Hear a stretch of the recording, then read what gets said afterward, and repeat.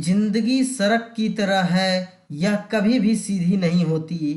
कुछ दूर बाद मोड़ अवश्य आता है, इसलिए धैर्य के साथ चलते रहिए। आपकी जिंदगी का सुखद मोड़ आपका इंतजार कर रहा है। Welcome to Gyandeep school. Dear student, today I am going to teach you subject geography for class 10th, chapter name agriculture,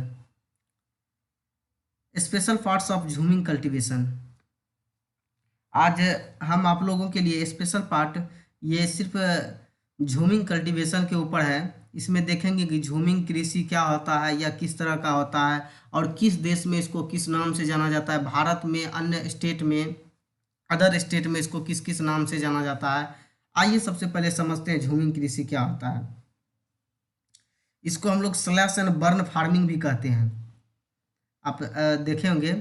सबसे पहले यहाँ पर देख लीजिए, ये प्रिमिटिव सबसिस्टेंस फार्मिंग के अंतर्गत आता है। इसको सबसे पहले समझ जाएंगे, प्रिमिटिव सबसिस्टेंस फार्मिंग, और उसके बाद स्लैश एंड बर्न पर आएंगे। ये भी दोनों एक ही तरीके का है। सबसे पहले ये स्लैश एंड बर्न, ये है जो एक आदिम प्रकार की कृषि है। यानी यहाँ सबसे पहले पुराने ज़माने में इसी तरह का आदिम जनजाति सब कृषि करते थे।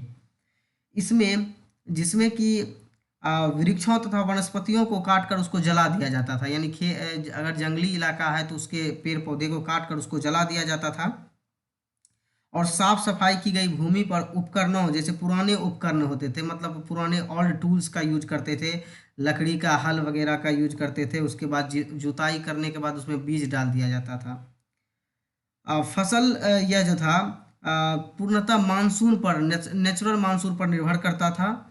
इसमें उत्पादन यानी प्रोडक्टिविटी की उम्मीद काफ़ी कम होती थी और कम ही होता था इस पर उपज। क्योंकि अगर मान लीजिए कि आप जला दीजिएगा मतलब भूमि के ऊपरी हिस्सा को, उसके बाद जलाने के बाद तो वो तो आपके लैंड का तो प्रोडक्टिविटी क्षमता को कम कर देगा। तो ऐसे ही यहाँ पर होता था।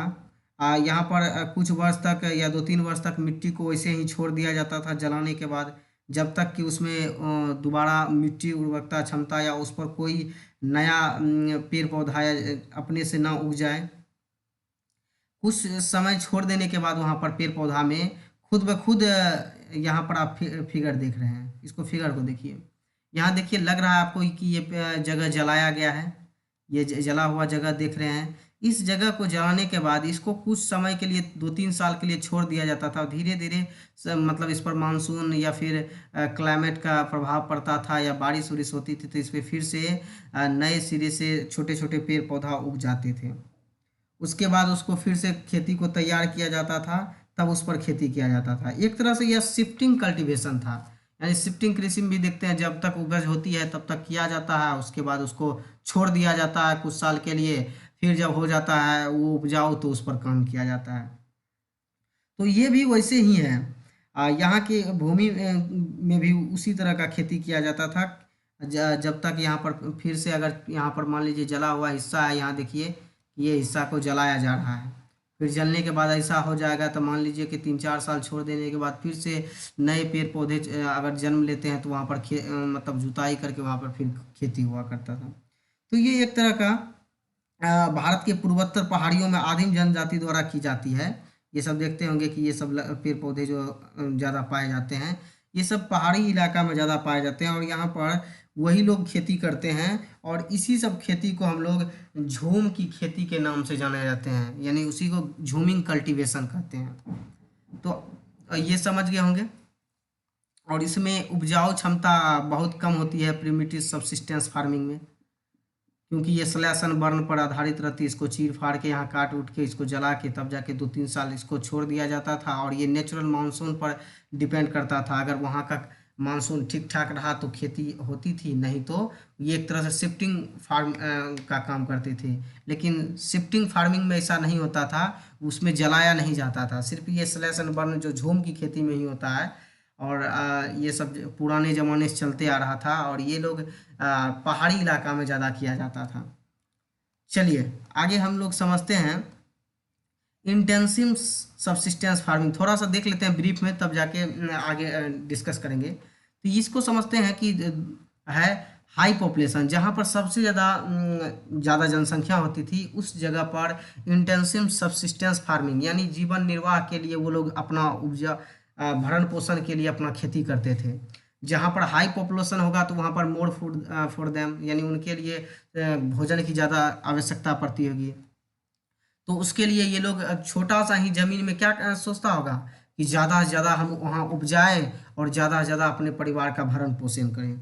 इसके लिए वो क्या करता था, heavy doses of biochemical inputs and irrigation, यानी बहुत ज़्यादा डोज में उसको बायोकेमिकल का यूज किया जाता था। इरिगेशन यानी सिंचाई व्यवस्था बार बार किया जाता था।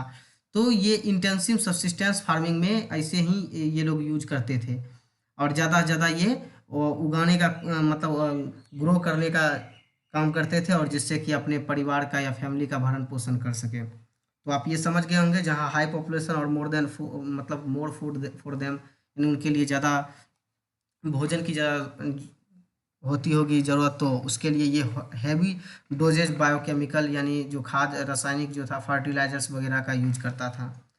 आइए अब तीसरा जो है कॉमर्शियल फार्मिंग। कॉमर्शियल फार्मिंग एक मॉडर्न इनपुट्स पे आधारित था, यानी HYU, यानी HYU क्या हो गया, अ, तो इसको थोड़ा सा हम लोग समझते हैं। HYU कल हम आपको HYU का भी फुल फॉर्म बताए थे, तो इसको फिर से हम बताते हैं। ये होता है हाई यील्डिंग वैरायटी, HY भी होना चाहिए, यहाँ पर मिस्टेक से यू हो गया, तो आप लोग इसको ठीक कर लेंगे।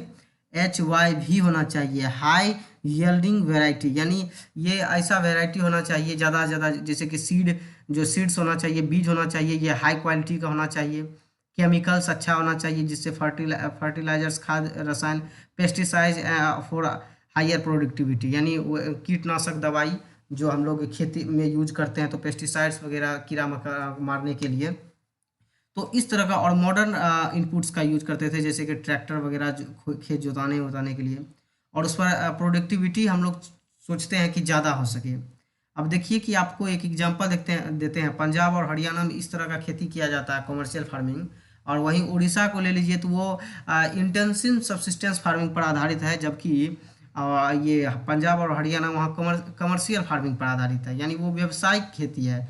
वहाँ पर ज़्यादा उपजाकर ज़्यादा सामान को अपना मार्केट में बेच सके। लेकिन यहाँ पर जो उड़ीसा वगैरह में है और ये सब जो है, वहाँ पर सिर्फ अपने भरण पोषण अपने फैमिली के लिए ही यूज करते हैं। तो आप इस चीज़ को समझ गए हैं, कमर्शियल फार्मिंग को भी।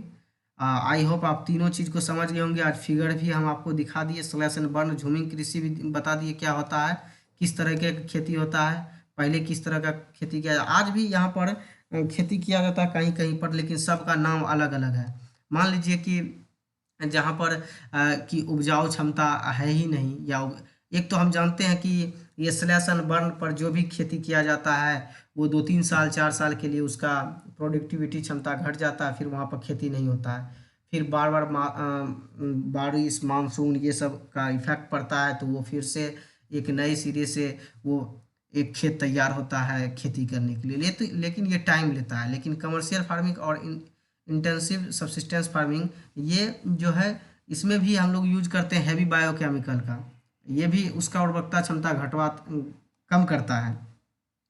लेकिन फिर भी यहाँ खेती प्रत्येक साल होती है, लेकिन ये एवरी ईयर नहीं होती है, ये 2-3-4 साल के लिए गैप कर देती है। तो आप ये तीनों चीज़ को समझ गए होंगे। आइए झूमिंग कल्टीवेशन यानी झूमिंग कृषि को जानते हैं कि किस कंट्री में किस नाम से जाना जाता है। आइए, झूमिंग कल्टीवेशन तो आप जानते हैं कि इंडिया में कहा जाता है कि झूमिंग कल्टीवेशन झूमिंग की खेती है, और इसको इंडिया के संदर्भ में किस स्टेट में किस नाम से जाना जाता है वो भी देखेंगे। सबसे पहले आइए कंट्री को हम लोग देखते हैं किस कंट्री में किस नाम से जाना जाता है। जैसे फर्स्ट है आपका मिल्पा। मिल्पा जो है ये भी झूमिंग कृषि है, सेम जैसे इंडिया में होता है वहाँ भी विदेश में भी वैसे ही होता है, लेकिन किस कंट्री में क्या नाम है ये आपका जो है बहुत इम्पोर्टेंट है for view for objective questions, यानी ऑब्जेक्टिव क्वेश्चन के अगर नज़रिए से आप देखिएगा तो ये आपके लिए बहुत इंपॉर्टेंट है। ये आपका क्लास ही नहीं, बाद में आप मान लीजिए कि किसी भी तैयारी कर रहे हैं, मान लीजिए कम्पिटिटिव का, उसमें भी आपको फ़ायदा देगा, और आपका कभी हो सकता है एग्ज़ाम में बोर्ड वगैरह में भी पूछ दे, तो बहुत इंपॉर्टेंट है। इसलिए हम आपको इस पर मेहनत किए हैं और इसके लिए आपको तैयार करके दे रहे हैं। आप इसको अच्छे से नोट डाउन करके याद कर लें। तो सबसे पहला है milpa. Milpa Mexico and central America. Central America यानी अमेरिकन कंट्री जो है 23 कंट्री है, उसके बीच वाला जो एरिया है सेंट्रल अमेरिका, उसमें मैक्सिको सब आता है, तो यूएसए वगैरह आता है, तो उसको आप याद कर लेंगे। ये जो है आपका मिल्पा जो है मैक्सिको और सेंट्रल अमेरिका में इसका नाम है। कोनोको। कोनोको ये जो वेनेजुएला है, ये साउथ अमेरिकन एक कंट्री है वेनेजुएला, जिसकी राजधानी कराकस है। ये कोनोको वेनेजुएला में नाम लिया जाता है। वेनेजुएला में जो झूम की खेती होती है उसको कोनोको के नाम से जाना जाता है। और रोका ये ब्राज़ील में नाम है। ब्राज़ील भी साउथ अमेरिकन कंट्री है, साउथ अमेरिका का सबसे बड़ा देश है, और वहाँ पर इसका नाम रोका है।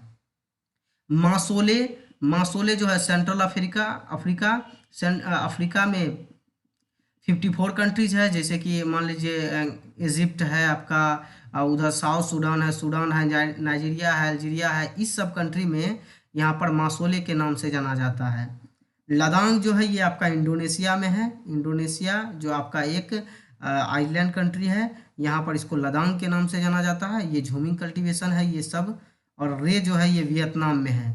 ये जो आपका 6 क्वेश्चन है ये अलग अलग कंट्री में है। जैसे आप इसको चेन्ना जो है श्रीलंका में इसका नाम है, एक यहाँ पे छूट गया, चेन्ना याद कर लीजिए, श्रीलंका। ये आपका बहुत इंपॉर्टेंट ये है आपका, इसको आप नोट डाउन कर लें, याद कर लें।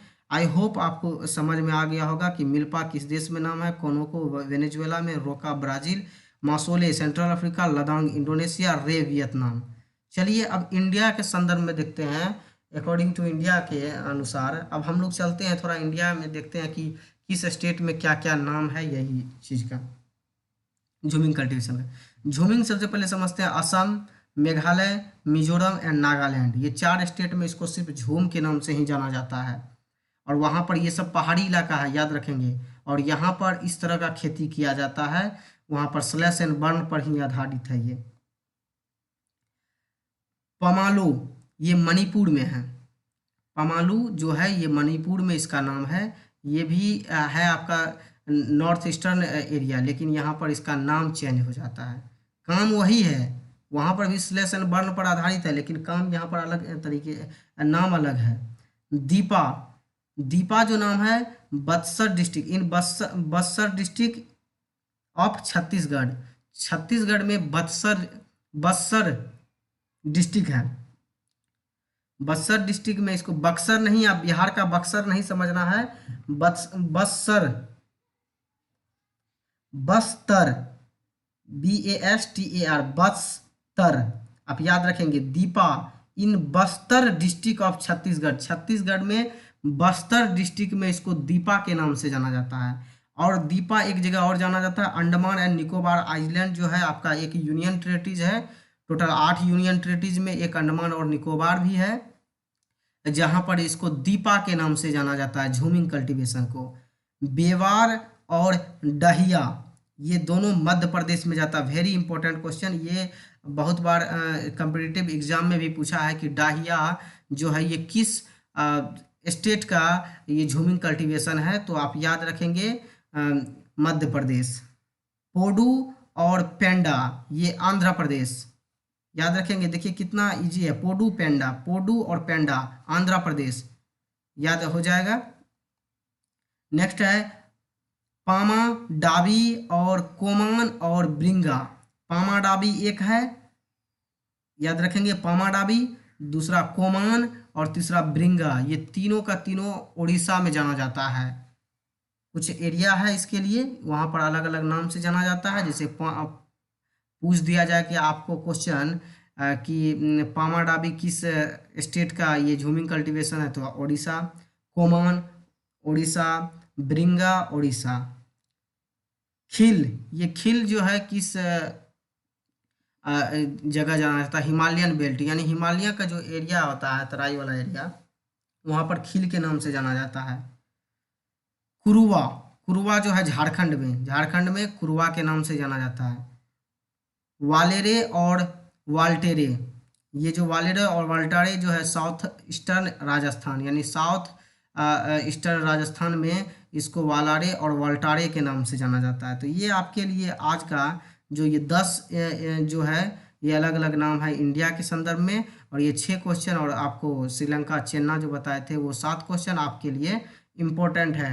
आपको ये इसी सब में से आपका एग्जाम में भी पूछ सकता है और इंडिया के संदर्भ में भी यहीं से पूछ सकता है। वेरी वेरी इंपॉर्टेंट है। सो प्लीज़ आप लोग इसको याद कर लें, आप इसको नोट डाउन कर लें। कोई भी प्रॉब्लम हो तो कमेंट में ज़रूर हमको बताएं, आपका प्रॉब्लम को जल्द ही दूर किया जाएगा। चलिए, thank you all of you.